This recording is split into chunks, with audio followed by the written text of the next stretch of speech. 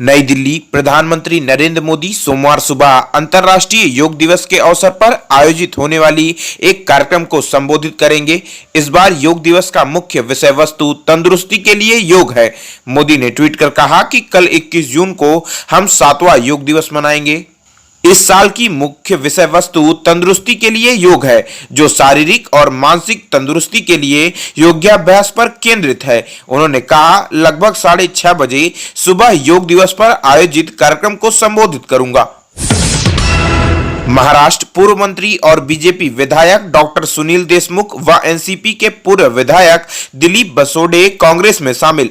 अमरावती नगरपालिका के 18 भाजपा पार्षद भी कांग्रेस के अध्यक्ष नाना पटोले की उपस्थिति में कांग्रेस में शामिल हुए।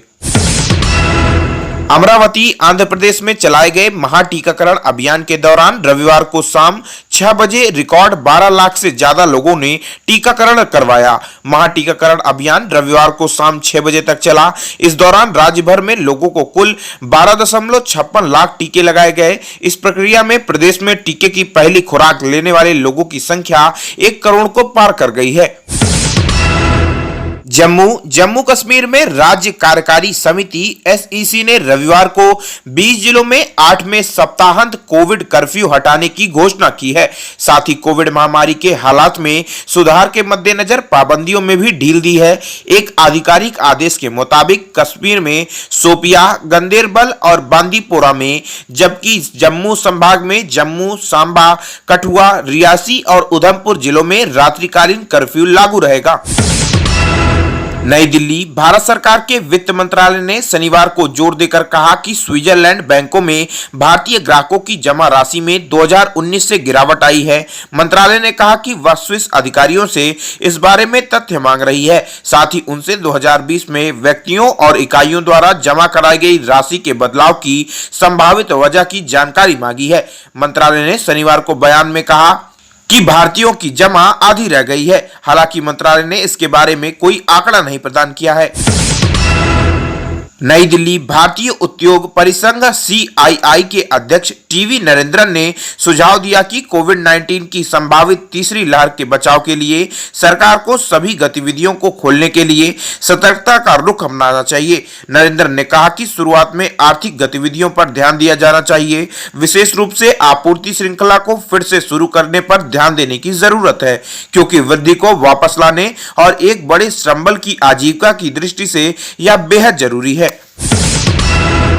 नई दिल्ली। दिल्ली एम्स के डायरेक्टर रणदीप गुलेरिया ने कहा कि देश में कोरोना की तीसरी लहर अगले 6 से 8 सप्ताह में आ सकती है। उन्होंने कहा कि देश के बड़े हिस्से से लॉकडाउन हटाया गया है। उन्होंने कहा कि देश की मुख्य चुनौती एक बड़ी आबादी का टीकाकरण करना है। उन्होंने कोविशील्ड वैक्सीन की 2 डोज के बीच अंतराल बढ़ाने के मुद्दे पर कहा कि यह ज्यादा से ज्यादा लोगों तक वैक्सीन से सुरक्षा प्रदान करने की कोशिश के तहत किया जा रहा है। कोरोना के नए डेटा प्लस वेरिएंट के बारे में बताते हुए उन्होंने कहा कि कोविड के खिलाफ लड़ाई में भारत को एक नई सीमा विकसित करनी होगी। भारत के खिलाफ इंग्लैंड में खेले जा रहे वर्ल्ड टेस्ट चैंपियनशिप के फाइनल मुकाबले में न्यूजीलैंड के तेज गेंदबाज काइल जेमसन बेहतरीन गेंदबाजी का प्रदर्शन कर रहे हैं।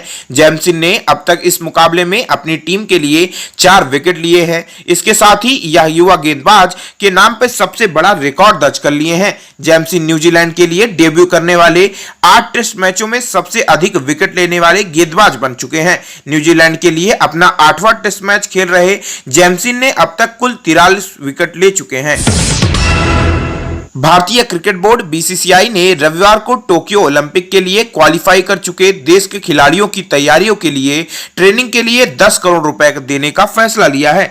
बीसीसीआई ने आपात शीर्ष परिषद बैठक के दौरान इस संबंध में फैसला लिया, जिसमें बोर्ड अध्यक्ष सौरभ गांगुली, सचिव जय शाह ने भाग लिया है।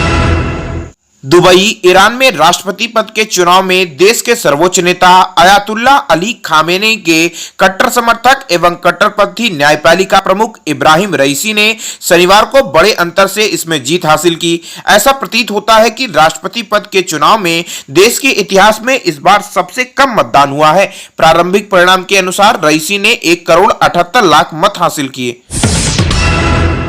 नमस्कार दोस्तों, केशियन हेडलाइंस सच का आईना में देखिए राजनीति, मनोरंजन, बिजनेस, खेलकूद, धर्म और देश दुनिया की प्रमुख खबरें कि एशियन हेडलाइंस पर हमारे चैनल को लगातार देखने के लिए सब्सक्राइब करें, बेल आइकन दबाकर अप्रूव करें।